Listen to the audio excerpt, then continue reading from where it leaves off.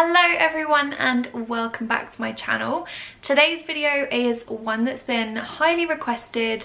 I've been meaning to film this for a while but wanted to sit down and do it properly because I realised it's one that you guys would be interested in finding out about.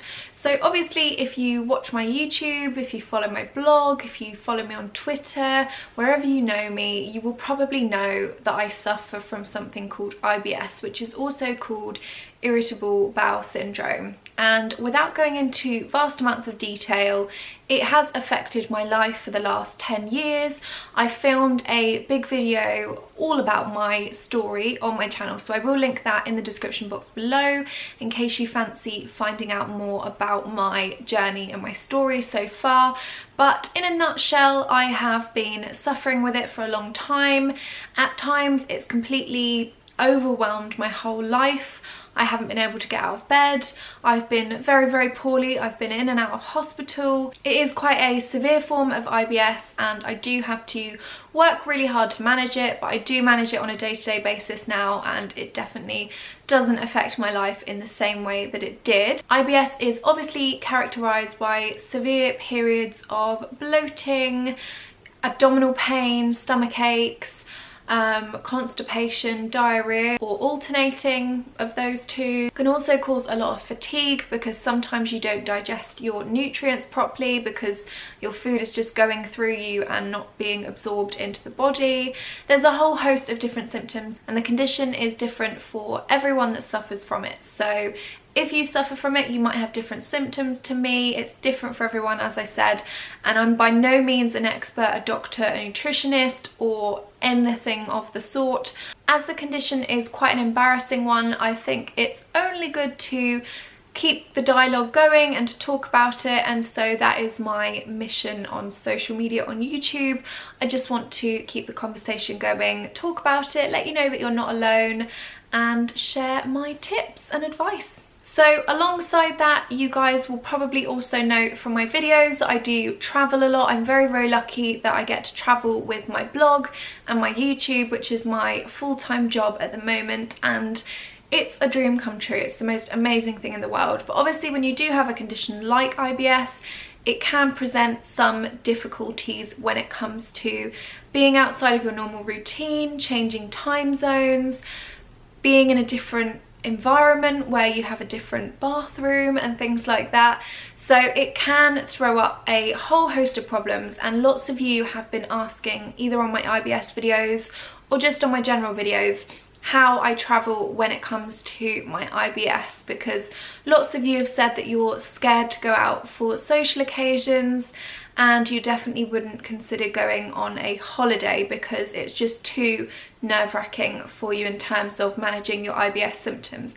Now I can completely empathise with that. I've been there and I've definitely turned down a lot of things because I've been worried about how my IBS will react. However, I do feel I'm in a position now where I don't let my IBS affect me, certainly not in the way that it used to, and I can travel like everyone else by following a quite strict set of rules. So I just thought I'd share those with you. They're about 5 or 6 little tips and hopefully they will help you if you're thinking about going abroad or you want to travel, adventure and explore and you don't want your IBS to hold you back. So tip number 1 is to make sure that you know your trigger foods and to stick to that while you're traveling. Traveling does take its toll on your stomach anyway. You're going into a different time zone, you're going on a flight where the air pressure is different. There's so many different things when you travel abroad that take its toll on your whole body, not just your digestive system. So the things that you want to do is keep your eating as normal as possible. So I would recommend you make sure before you go away that you know your trigger foods. I keep a food diary. I've spoken quite a bit about this. I just think it helps you to really become in tune with your body and know what it reacts to. So my trigger foods are dairy and eggs.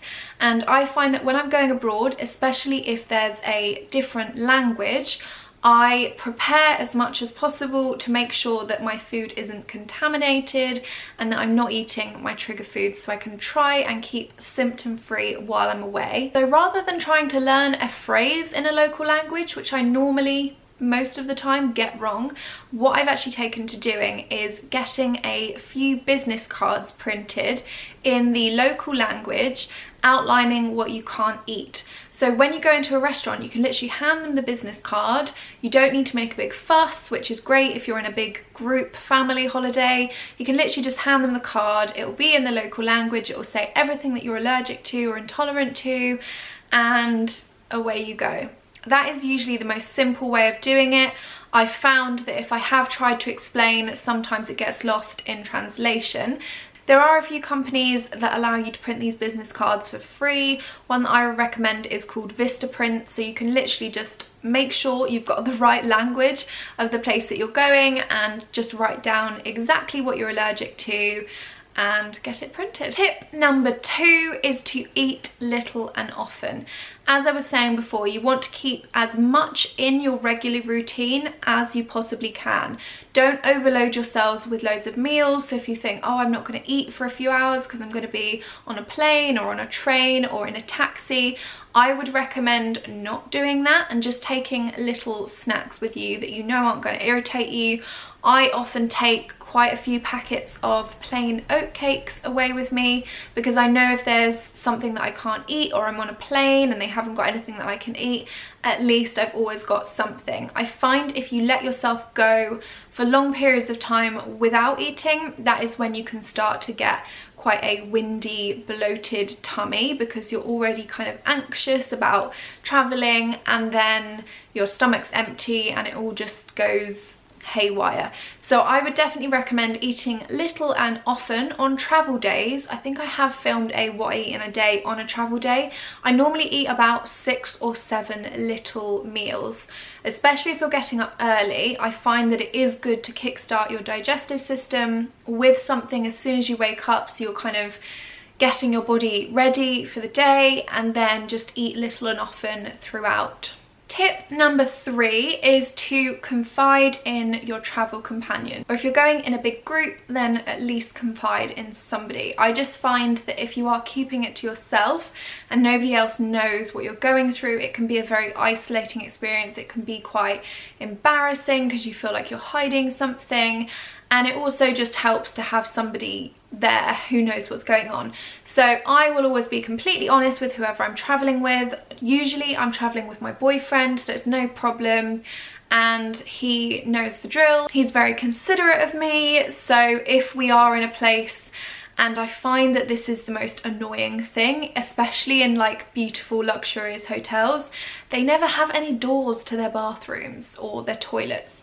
Or if there is a door, it's normally glass. So it doesn't give you huge amounts of privacy. And so I find that confiding in whoever you're traveling with and just letting them know how you're feeling, that sometimes you might need to use the bathroom, and maybe it would be really nice just for your peace of mind that they could leave the room, or something like that. Anything to make you feel comfortable, I feel like is a good thing. So confiding in your travel companion, whoever you are traveling with, is only going to help you. And plus, again, honesty is the best policy. I feel like if you're hiding something, it feels more embarrassing and you make it a bigger thing internally than it actually is. And sometimes that can actually exacerbate symptoms because you're worrying about keeping it covered up and not letting anyone know. If you have to run to the bathroom, you have to run to the bathroom. It's not a big deal. And if the other person knows, it's not going to be a big deal to them either. Tip number 4 is a really simple one. It's just to stay hydrated, especially if you are going somewhere that has very different foods and very different cuisine to where you are. So for an example, we went to Thailand last year or the year before. It was actually the year before, wow, a long time ago. We went to Thailand and we were there for a couple of weeks. We were traveling around and I picked up a very nasty food bug. So in that instance, it was even more important to stay hydrated, but I just think in general, when it comes to IBS, you do need to stay hydrated. Always drink bottled water. Always ask at reception or wherever you're staying if the tap water is safe, but even so, I would still recommend drinking bottled water. Obviously, as an IBS sufferer, our stomachs are probably more sensitive than other people's, so just take extra precautions because it isn't worth taking the risk. Also, just be aware of different fruits and that they could be washed in local tap water. So if it is a fruit that has a skin, just be mindful of that essentially. Tip number 5 is to try and stick to a regular routine as much as you can.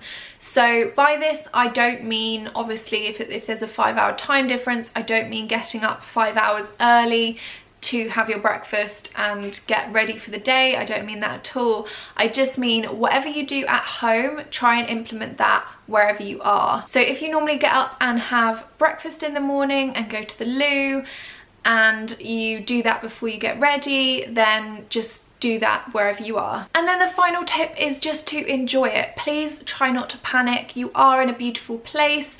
If your IBS flares up, it flares up. It's not going to be the end of the world, and you can deal with it just like you deal with it at home. Make sure that you have all the remedies, supplements, etc. that you normally have at home, and just try not to panic, because I do feel like when you worry and you panic, that's when the symptoms often flare up and they heighten, and it can become quite a miserable experience. So just try and enjoy it as best as possible. If I can do it, you can do it for sure, and you will have the most amazing time. So thank you ever so much for watching this video. I really hope you've enjoyed it, and I look forward to seeing you on the next one.